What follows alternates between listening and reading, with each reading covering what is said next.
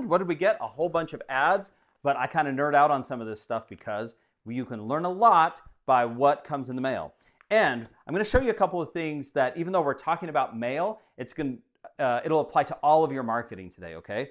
But if you kind of go back to a little more simple types of advertising, at least psychologically, it can help you really put your marketing in the right frame of mind. And then you can start working on other tactics like online marketing, but the principles are still going to apply, okay? So let me show you what I got. We got postcards. We've got envelope, bulk mail right there. We've got bulk mail that came outside of an envelope, which is really a postcard. We've got some newsletters, more newsletters. What else we have? Another newsletter. Ooh, tractors, that's cool. And another bulk. Okay. So most people stand over the trash can when they sort their mail. This is very common. And they drop the ads in the trash, and then they pick out the stuff they think is interesting or could be personal. All right, now that is the key. So what's going to happen is when you get involved with your marketing, you want to get your message out to people, you can easily get drugged down into the tactics. I mean, look at all these different types of mail that I have right here, and I'm just dropping it all over the place.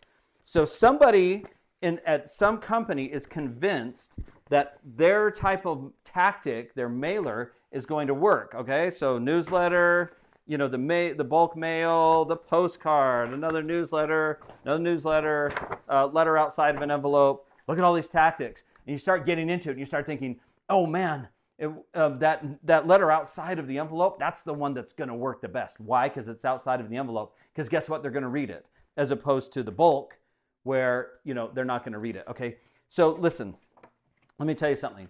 That type of advertising is what you could call banner advertising or interruption advertising. Okay, you see it all the time. In the old days, it would be in the newspaper. Today, it's on banner ads, Facebook, Instagram ads. Nobody's going to Facebook or Instagram to find a mortgage. So what's happening is they're scrolling through, and you capture their attention, and you hope that they find it because your copy identifies with them, or a video, or whatever the case may be, right? But that's no different with any of this mailing, okay? So all of these are basically the same. Some of them are disguised as a letter, some of them are a postcard, newsletter, you name it.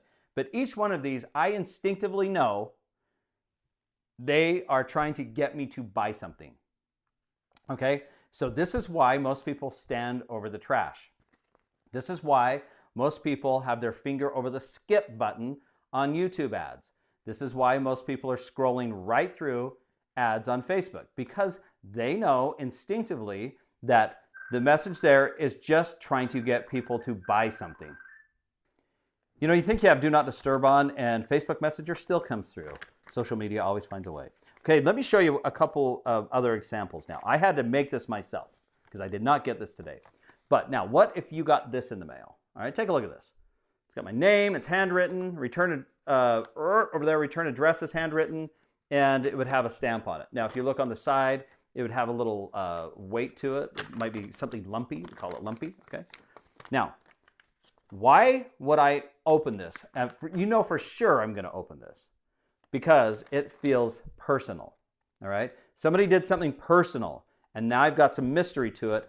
I got to see what's in there. So I'm going to open that thing up, and it could have the letter, and it could be a typed letter, but the letter now is going to be addressed to me in a very personal way about a problem that I might have that the sender could solve, okay?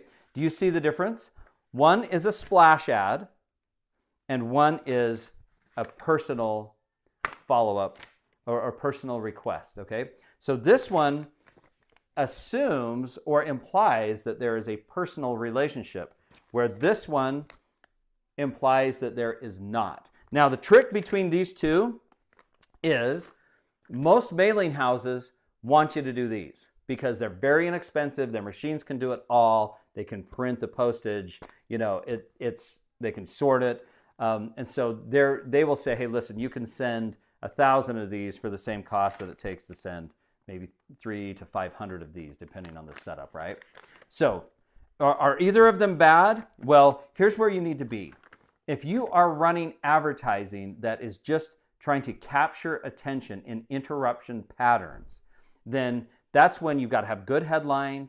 You got to make sure it calls out to the right audience and it captures their attention by focusing on the problem that they have. Okay? So nothing wrong with that. That totally works. So if you're going to do it though, you're a lot better off getting a ton out there with big splashy stuff and going ad copy all the way. Sales all the way. On the personal stuff, you don't have the bandwidth. Most mailing houses don't have the bandwidth. You want to go real deep with just a few because you know it's going to be personal. So this type of thing is for database. If you've got your VIP people in your database, maybe you have 50 to 100 people that are super, super important, man, you want to get them this type of mailing. And you can get family and people to help you handwrite envelopes, or there's all sorts of little techniques, throw the stamps on them.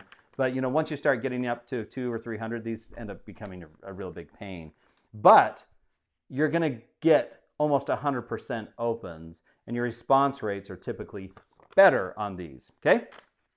So it really gives you just the spectrum. You either want to go ad, or you want to go personal, personal, personal. So what is the common denominator between these two? It's all about your audience, okay?